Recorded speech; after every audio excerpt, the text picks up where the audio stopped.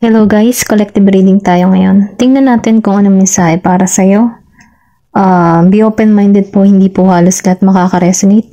Pwedeng energy mo to or pwede rin sa person mo. Piliin mo na lamang. And thank you nga po pala sa mga nag-subscribe at sa mga bumabalik. Welcome po tayo. Start na tayo. Give me the message for collective. Give me the message for collective, please.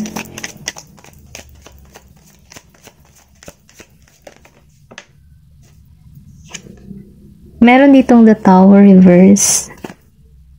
Meron ditong Eight of Swords reverse. Five of Cups.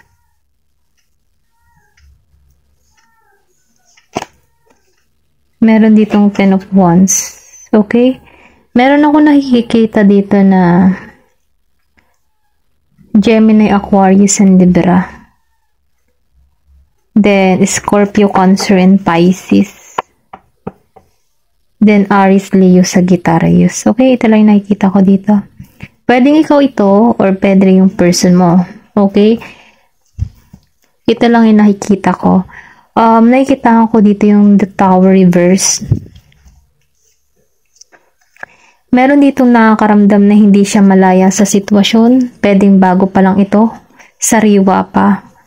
5 days, 8 days, or pwede rin sabihin natin 8 months and 5 months. 5 years, 8 weeks. Okay? 5 weeks. Mga ganun ba? Ito lang yung nafe-feel ko. Meron dito nahihirapan, makamove on. Hindi siya makaramdam ng kalayaan sa sitwasyon na tinatahak niya. Feeling niya naka-stuck siya sa sitwasyon. Kung may kita mo no, dito sa Eight of Swords, nakikita ako dito na meron ditong illusion, meron ditong yung ba tipong ginugulo lang yung kaisipan mo or nakatuon ka sa negatibo. Ganon lang yung energy nito. Pero ganon pa man maybe kaya ka nagiging ganito pa yung sitwasyon or yung nararamdaman mo. Kasi bago pa sariwa pa tong nararamdaman mo na kung saan marami kang mga tanong, marami kang gustong malaman sa sitwasyon na tinahak mo kung bakit to nangyari sa buhay mo. Then nakikitaan ko rin dito na nakatuon ka sa mga nawala, sa mga nasayang na sandali na magkasama kayo. Pwede rin sabihin na sa trabaho din ito or pwede rin sabihin sa love life. Piliin nyo na lamang vice versa. Nakikitaan ko rin dito na meron ditong offer, oportunidad parating sa'yo behind the scene. Kaya lang hindi mo pa to makita kasi behind the scene pa to. Kumbaga, parating pa lamang to sa'yo. Kaya lang, bago ito dumating tong offer sa'yo, sinasabi dito na kailangan mo mag-heal. Hilumin mo muna yung puso mo. Para nang sa ganun, once na-heal ka na, nakatuon ka na sa panibagong oportunidad na kung sakali, makakamtan mo to. Kaya lang, kapag ikaw ay broken-hearted or meron ka pang mga dinaramdam at nakatuon ka pa sa mga negatibo, nagiging sarado pang iyong kaisipan dito, hindi mo makita kasi yung ganda ng buhay. Hindi mo kasi makita pa yung magandang posibilidad na pwedeng mangyari pa sa'yo. Kasi meron ditong tao na nakatuon pa sa mga kawalan or sa mga masasakit na kanyang na-experience sa panahon ngayon. Maybe bago pa to, 5 weeks. Ganun ba? 5 weeks, 5 months, 8 weeks. Kasi ang pag-healing kasi hindi lang yan basta itinulog mo na wala na yung ganung pakaramdam. Kaya matagal siyang maka-heal or matagal niyang makalimutan yung mga experience na naranasan niya, okay? At yun naman ay talaga namang mahirap talaga. Maliban na lamang kung talagang tutulungan mo yung sarili mo para makatanggal ka sa ganitong sitwasyon. Kasi kailangan din dito yung tutulungan mo yung sarili mo Ganun lang naman yung sistema dito. Para madali kang makamove on, tutulungan mo yung sarili mo. Kasi mahalin mo yung sarili mo. Mag-focus ka utula naman ako. Mag-focus ka sa self-love na kung saan meron ditong paglago para sa'yo, okay? Ito lang yung nafe-feel ko, pero nakikitaan ko rin dito na meron ditong oportunidad na parating sa'yo. Behind the scene pa nga lang siya. Hindi pa lang siya makapasok kasi nakatuon ka pa sa mga nawala sa'yo. Kaya mainam, sinasabihan ka dito na tulungan mo yung sarili mo, mahalin mo yung sarili mo, pangalagaan mo yung sarili mo, ingatan mo yung kalusugan mo. Ito lang yung sinasabi dito. Kasi, nakikita ko dito naka-stuck pa sa sitwasyon eh. Hindi pa siya malaya sa kanyang nararamdaman. Ginugulo pa siya ng kanyang emotion. Pero kung mabubuksan ng kaisipan mo dito at makikita mo yung positibo, may magandang magaganap para sa'yo. Okay? Kasi nakikita ko dito sa Ten of Wands, nahihirapan ka pang alisan eh. Hindi mo pa ito maalis-alisan. Kumbaga, nakakulong ka sa ganitong pakaramdam. Yung pakaramdam na bigo, ganyan. Stress, depressed, hindi makatulog, bagabag, maraming iniisip, maraming gumugulo sa kaisipan. Pero ganun pa man sinasabihan ka dito na tulungan mo yung sarili mo. Okay? Ito lang yung nakikita ko dito sa Five of Wands. Kailangan mo tong alisan at tumingin ka ng panibagong goal na kung saan ito yung magbibigay ng magandang idudulot para sa'yo, or pwede rin sabihin na gumawa ka ng isang hobby or yung tipo na pagkakaabalahan nang sa ganun makalimutan mo tong mga problema or kung ano man tong tao or kung ano man tong person mo na nagpa-stuck sa'yo sa ganitong sitwasyon. Okay? Ito na yung nakikita ko. Hindi halos lahat makaka-resonate, okay? Piliin nyo na lamang kung kayo ito or kung hindi, skip mo na tong video, okay? Ito lang yung paalala dito. Be open-minded po. Then, start na tayo. Ano pa yung mensahe? Give me more information for collective.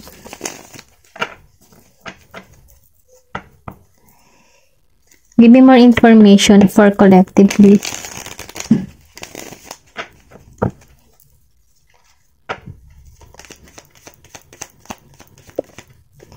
Meron ka ditong the Emperor reverse. Aries energy. Or pwede rin sabihin na meron kang birth chart na Aries. Meron ditong King of Cups. Give me more information. Meron ditong Nine of Wands. Give me more information. Temperance reverse. Okay, last. Then, Five of Wands. Meron ditong Aries, Leo, Sagittarius. Meron din dito na Scorpio, Cancer, and Pisces. Mas malakas yung fire sign, okay? Maybe ko yung fire sign dito or pwede rin sabihin yung person mo. Nakikita ko dito, meron ditong nagkaroon ng argument. Okay? Kasi yung isa dito, dalawa kasi yung tao nakikita ko dito. Pwedeng ikaw to or pwede rin yung person mo. Pareho kayo, Then nakikita ko yung ugali ng isa. Sarado yung kaisipan niya, okay? Hindi siya handa sa commitment. Hindi siya handa sa, alam mo yun, yung settle down. Nakikita ko dito na itong tao na ito, si The Emperor, si Aries energy. Naka-reverse kasi siya. Siya yung tipo ng tao na hindi pa siya good provider, good father, good mother. Nakatuon pa rin siya sa kanyang sarili. May pagka-selfish pa ang tao nito. Hindi nito kayang manindigan. Kumbaga, nakadepende pa rin ito sa'yo. Wala siyang, hindi siya independent, ganun. Ganun na yung napipil ko. Pero ganun pa man, meron din tao dito na si King of Cups, Scorpio, Cancer, and Pisces. Nakikita ko dito na itong taong ito, malago siya. Kumbaga, malawak yung kanyang pangunawa. Nagiging siyang, alam mo yung tipo na stable yung kanyang pamumuhay. Malawak yung kanyang kaalaman, marami siyang natutunan sa buhay, may pangunawa siya, may katalinuhan, okay, sa madaling salita. Then, nafe-feel ko dito na lumalago ito, individual, or pwede ring sabihin na hindi kayo pareho ng paniniwala, hindi kayo pareho ng yung baga walang chemistry. Ito lang nakikita ko, meron ditong tao na walang chemistry, kaya meron ditong conflict na nag-away. Meron ditong away, argumento, hindi nagkasundo. Okay? Ito lang nakikita ko. Na kung saan, hindi naging balance sa sitwasyon. Meron ako nakikitang gano'n, Hindi ito naging balance. Nakatuon siya sa mga, yung tipong sarado ang kanyang kaisipan. Then, nakikita ko dito, yung isang tao dito, siya lang yun parang tipo na gumagawa or kumikilos para maging maayos yung relasyon. Kaya lang, nahihirapan na siya or nahihirapan na siya sa responsibilidad. Ano? Kasi nakikita ko dito na meron ditong tao na masipag, nagsusumikap siya para matanggalan yung para ba maiahon yung kanyang sarili sa ganung pakaramdam, ano, sa kabiguan. Kasi kaya nakikita ko dito, meron ditong tao na nagsasacrifice para dun sa isang tao. Kaya lang yung isang tao, hindi niya nakikitaan yung effort na ginagawa ng isa, okay? Ito lang yung nakikita ko, no? Meron ditong Sagittarius, Aries, and Leo. Ito lang yung nakikita ko, meron ditong nag-away na kung saan ano yung isa saradong isipan at yung isa naman malawak yung kanyang pangunawa, naiintindihan, meron siyang tipo na siya yung nag-a-adjust sa isang relasyon na kung saan yung isa naman take lang ng take, then yung isa give lang ng give, hanggang sa meron ditong natauhan, meron ditong conflict na hindi nagkasundo, hindi naging balance yung relasyon. Okay, ito lang nakikita ko, hindi po halos lahat, ha. Tingnan pa natin kung ano pa yung magiging advice or kung ano pa yung kahihinatnan, ano. Ay, ito na lang. Kung ano pa yung naging dahilan kung bakit nagkagulo, may away. Meron akong nakikita talaga dito na 555. Tingnan mo sa Google search, no, yung angel number 555. Meron mensahe para sa'yo, okay? Tingnan pa natin dito. Give me the message for collective.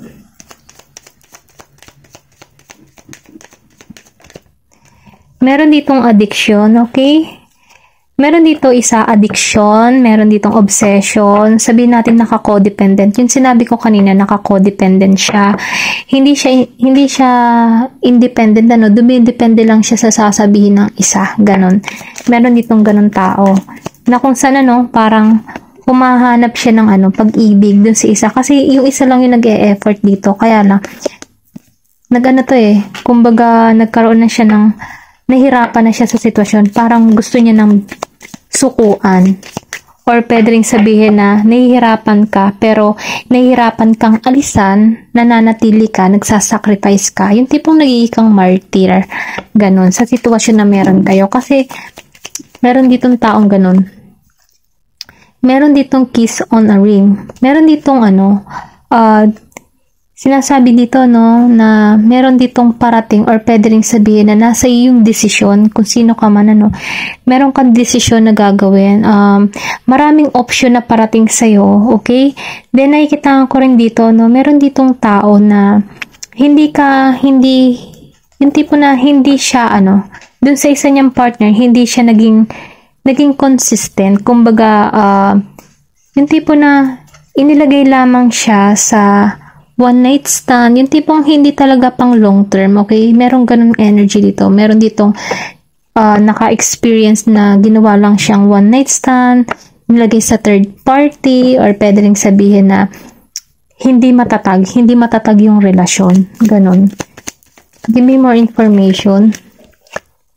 Meron ditong heartbroken. Talaga meron ditong nasasaktan. Sobra siyang nahihirapan kasi kung makikita mo yung card mo dito, sinasagot dito kasi yung sinabi ko kanina na sobrang nasasaktan.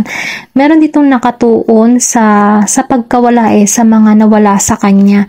Pero ganun pa man yung sinabi ko kanina na ikaw lang din yung makakatulong para sa iyong sarili. Kung gusto mo mag-sacrifice sa ganyang pakiramdam, nasa sayo yung desisyon, nasa iyo yung susi, nasa iyo yung sagot, okay? Kung gusto mo manatili sa ganyan, para kang ganito. Okay, nakatali ka sa, alam mo yun, tinali mo yung puso mo sa kanya kahit nahihirapan ka. Pero ganun pa man, nasa iyo yung susi Kumbaga yung puso, no, may kadena. Nasa iyo yung susi, nasa iyo yung sagot, nasa iyo yung desisyon, okay? Kung paano ka makakalaya sa ganitong pakaramdam. Kasi nasasaktan ka na dito okay? Meron dito nasasaktan, okay? Ito lang yung nakikita ko.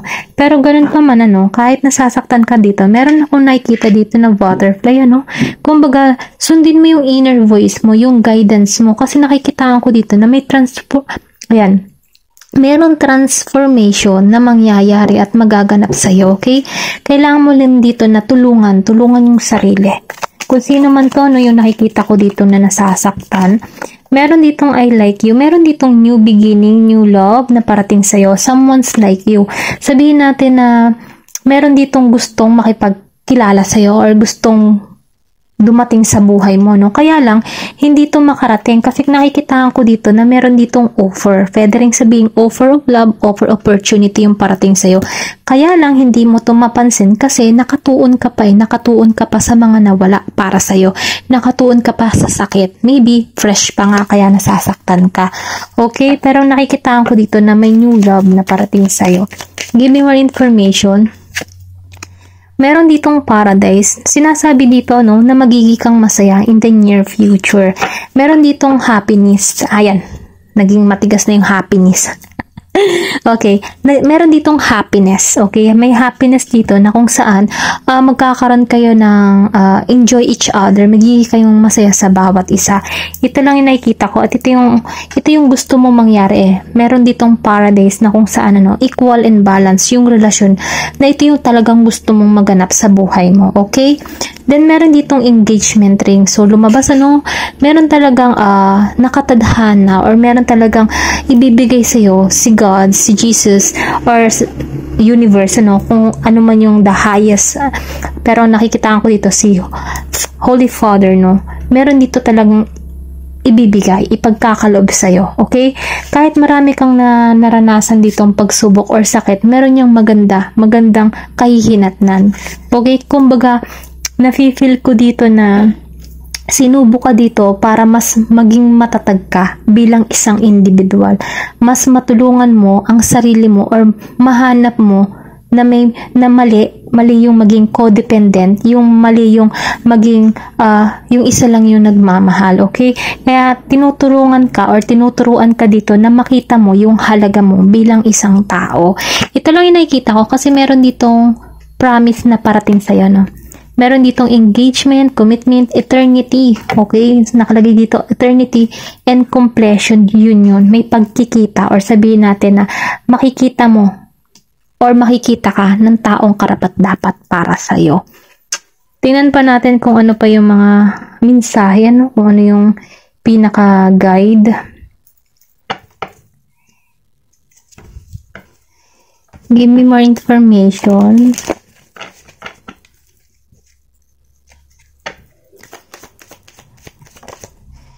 Meron ka ditong series, Love and Mother Yourself. Yung sinabi ko kanina, mahalin mo yung sarili mo.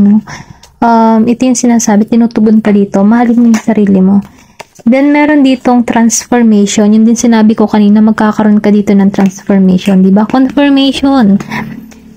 May magaganap ka dito. Sinasabi dito, let go. Make room for greatness. Kumbaga, i-let go mo na yung pain na nararanasan mo. Kasi meron pang, room para sa panibagong oportunidad na kung saan may mas higit sa tao na iniiyakan mo sa panahon ngayon. Okay? Give me more information. Meron dito na curiosity. Okay? Sinasabi dito, ano ba yung mga interest mo? Ano ba yung yung tipong, ano ba yung healing mo na kung saan malif yung energy mo, Kasi kailangan mo dito maging curious or pwede rin sabihin na kailangan mo dito mag-try ng mga bagay-bagay, na hindi mo ginagawa. Yung tipong bagong experience, okay? Ito lang yung nafe-feel ko. Pwede kang sumubok ka ng mga bagay or mga pagbabago, Magkaroon ng transformation para sa iyong sarili, okay? Ito lang yung nakikita ko. Yan, tumalsik na to. Waning gibos.